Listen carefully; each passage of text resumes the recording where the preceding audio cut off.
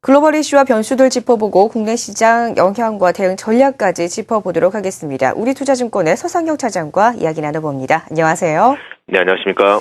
네, 미국 시장부터 전망을 해보겠습니다. 실적 발표가 한창인데 지난주에는 좀 금융주 섹터가 실적을 발표했다면 이번에는 좀 IT 섹터가 기다리고 있지 않습니까? 자, 실적에 관한 시장의 영향 어떻게 전개될 것으로 보십니까? 일단 지난주는 실적 호전된 금융 섹터의 실적 발표가 시장에 영향을 주었다라면 이번 주는 본격적으로 IT 섹터의 실적이 발표되는데 마이크론 테크놀로지나 인텔의 경우처럼 극과 극의 흐름을 보여주는 모습을 보일 것으로 여겨지고 있습니다. 작년 PC 산업의 위축이 얼마나 실적에 영향을 주었는지 알 수 있는 IBM과 MS의 실적 발표나 우리 시장에도 큰 영향을 주는 반도체 섹터인 텍사스 인스트루먼트나 샌디스크 그리고 노블 같은 경우에 실적 발표가 좀 준비되어 있고요. 그리고 오프라인 매장에서 온라인 매장으로 소비 행태가 변화되고 있어서 이베이의 실적이 얼마나 변화되었는지도 관심이 가며 글로벌 소비의 흐름을 알 수 있는 맥도날드의 실적 발표 등 중요한 기업들의 실적 발표가 준비되어 있다 보니 시장은 개별 기업들의 영향에 등락을 보일 것으로 여겨지고 있습니다.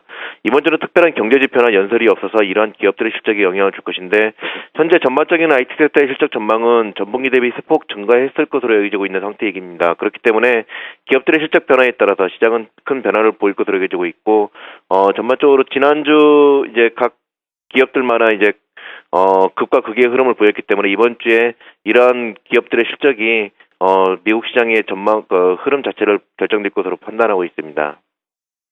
네, 전반적인 IT 섹터들 전분기에 비해서 좀 나아질 것으로 예상을 해주셨습니다. 자, 정리를 해보고요. 이제는 신흥국 시장에 전반적으로 중국의 영향을 받고 있다는 점 이렇게 말씀을 드릴 수가 있겠는데 최근에 중국 쪽 영향으로 좀 주춤한 모습 보여주고 있습니다.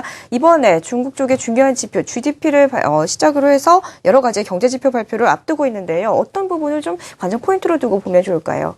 일단 오늘 월요일에 11시에 중국의 경제 지표가 이제 발표되는데 이는 신흥국 전반에 영향을 줄 것이기 때문에 좀 중요하게 살펴봐야 될 것으로 판단하고 있습니다. 먼저 4분기 GDP 성장률인데 전분기 7.8%보다는 위축된 7.6%로 이제 예상되고 있는데 최근 들어서 PMI 제조업 지수가 크게 악화되지 않고 기준선을 꾸준하게 상회하고 있다는 점 그리고 최근 무역 수지에서 수출은 감소했지만 수입이 지속적으로 증가하고 있다는 점 등은 중국 정부가 인위적인 부양책보다는 질적 변화를 위한 조치를 꾸준하게 이어가고 있다는 점에서 그리 나쁘게 해석되지는 않는 모습입니다.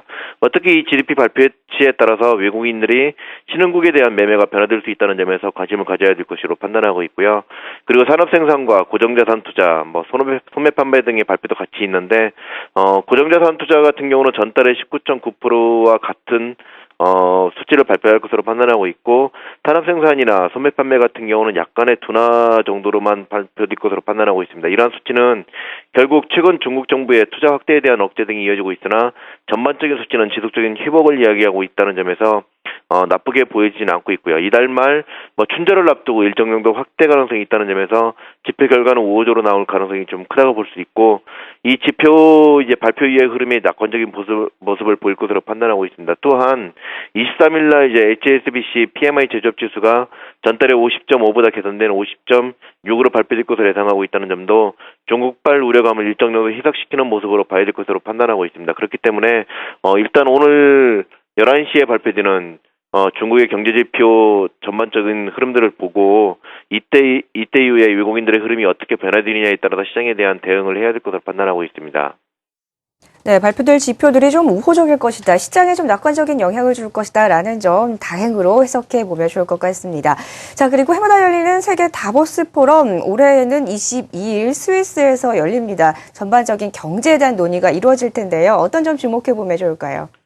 일단 2014년 다보스 포럼이 각국 정상, 중앙은행장, 재무장관, 이코노미스트들이 모여서 글로벌 이슈에 대해서 논의가 진행됩니다. 이 포럼 같은 경우는 1971년 창립한 국제 포럼으로서 세계 경제가 직면한 문제 해법을 모색하기 위해서 각국 지도자들의 의견 교환의 장으로 활용되는 사교의 장이라 할 수 있습니다. 최근의 이슈를 보면 금융위기 이후에 2009년에는 위기 이후의 세계, 2010년에는 더 나은 세계, 2011년에는 새로운 현실, 2012년에는 대전환, 2013년 작년에는 유연한 역동성이라는 주제로 열렸습니다. 특히 작년에 세계 경제 주요 리스크로 이제 퍼펙트 글로벌 스톤 가능성, 즉 경제와 기후의 문제로 심각한 문제를 초래할 것이라는 점에서 이를 논의했었던 모습인데요.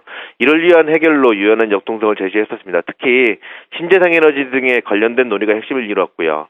올해 같은 경우는 세계의 재편이라는 주제로 열리는데 신흥국가 선진국 간의 불균형, 사회와 정치, 경제 등의 위기에 대한 내용이 주를 이룰 것이며 특히 각국의 양극화 심화 등에 대한 불평등이 각국 사회와 정치의 불안, 중동의 봄처럼 지정학적 리스크로의 확대 등이 될 수 있다는 점에서 이를 해결하기 위한 여러 가지 논의가 이루어질 것으로 여겨지고 있습니다. 여기서 논의된 것들은 강제성이 없기 때문에 강제성이 없는 모습이긴 하지만 전반적으로 올해 세계 경제, 정치 등의 이제 방향성을 정할 것으로 여겨지고 있어서 관심을 가지면서 큰 흐름을 살펴봐야 될 것으로 판단하고 있습니다. 네, 세계 재편, 신흥국과 선진국 간의 불균형 해소에 관한 이야기들이 좀 나올 것으로 예상이 되고 있는 상황입니다. 자, 그렇다면 이러한 흐름들이 우리 시장에는 좀 어떤 영향을 줄지 이번 주에 어떤 전략으로 대응을 해보면 좋을지도 한번 점검을 해보겠습니다. 어떨까요?